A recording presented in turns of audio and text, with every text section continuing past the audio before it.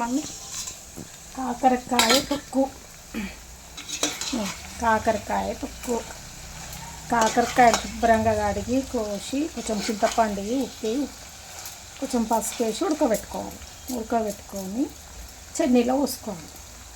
పోసినాక కొంచెం ఆయిల్ ఎక్కువ వేసి అందులో కాకరకాయ వేయాలి.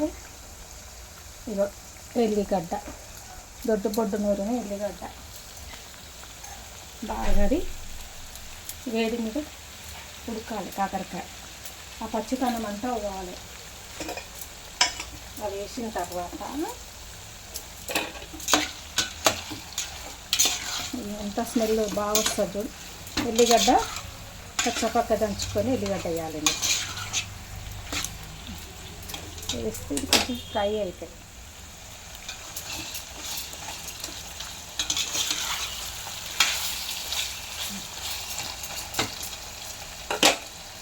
అయినాక ఇప్పుడు కారం తగినంత కారం ఎక్కేసుకోవాలి.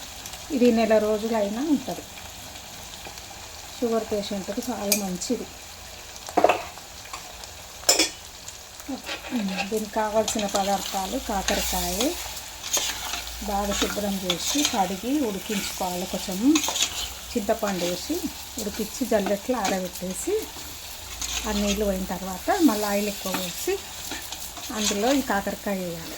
వేసి కొంచెం మంచిగా ఉడికి ఆ నీరు అంతా పోయిన తర్వాత ఎల్లిగడ్డ వేసి ఫ్రై చేయాలి. చేసి కారం వేసుకోవాలి. ఓకే, ఫ్రై నెల రోజులైనా ఉంటుంది.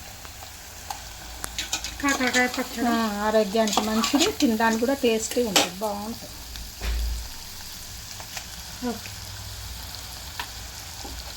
అయిపోయింది పచ్చడి రెడీ.